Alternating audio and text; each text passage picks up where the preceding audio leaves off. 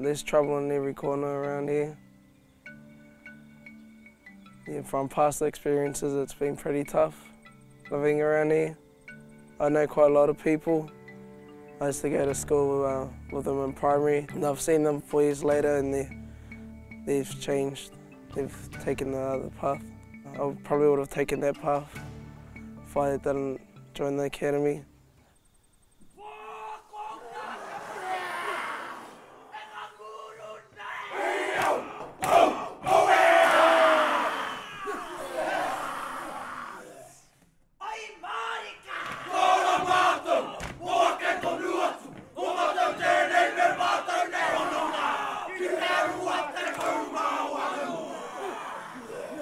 My name's Harani Henare.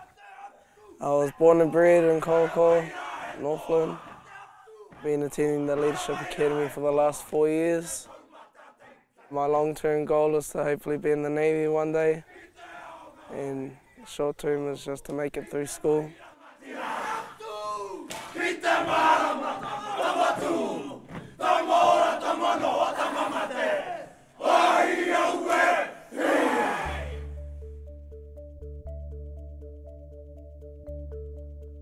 A lot of kids who have struggled, they're just being dropped out the bottom end and disenfranchised really from community and from society.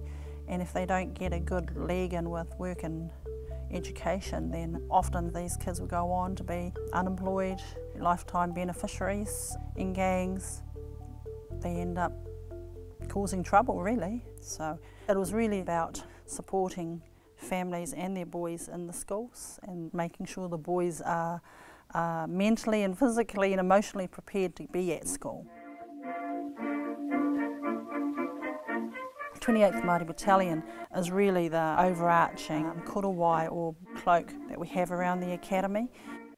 Those men were their grandparents or great-grandparents, and it was really important for us that they could see themselves in these men. Ultimately, we were trying to draw out of the 28th some of the attributes that they would have had to have survived, like courage and leadership and commitment and dedication and camaraderie.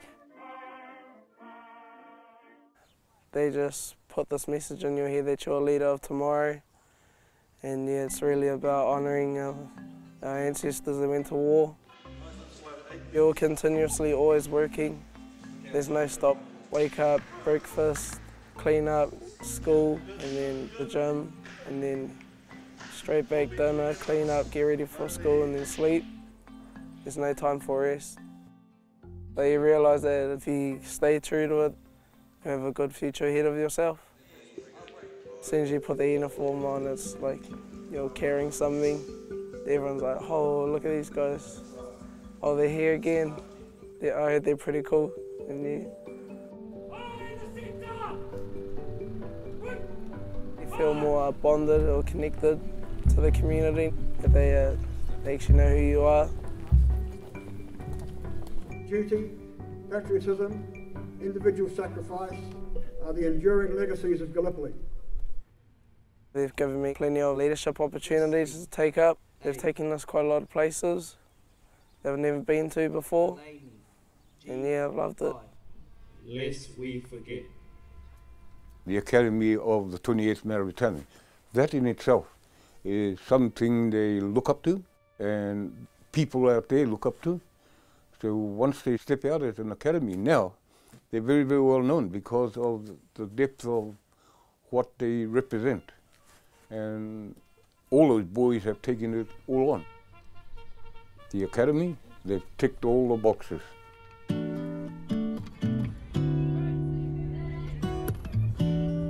The thing I like about the Leadership Academy is because it's sort of like a brotherhood, and if one of our boys fall over, we all try to pick him back up all together. Old team can stand down because they got a bugler today. Today's event was important to us because a lot of our family members have been to war, and because I'm Māori, and yeah, it's just sort of what we do.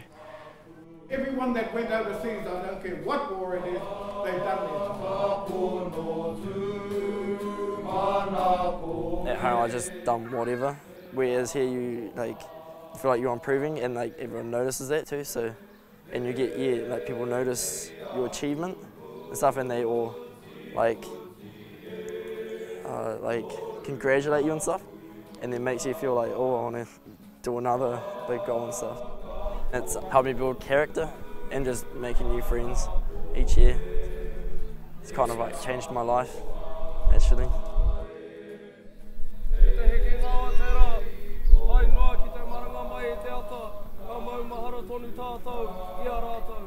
What Puna Marama have shown us is that we can have 80% of those boys leaving with some qualification, and most are going on to some form of higher educational training or entering the services. So actually you're producing a cohort of young men who are ready to enter the workforce, who are ready to be productive members of society, who are ready to add to the economy. I mean, to me it just feels like a no-brainer.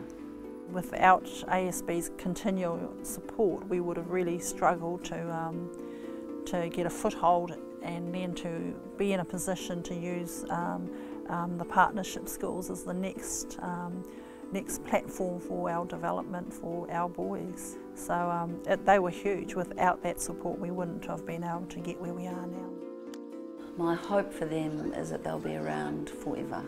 So the fact that they've become a charter school is hugely exciting, because it means that the Ministry of Education has recognised what the boys have been able to achieve through this program. So becoming a charter school has given them security going forward.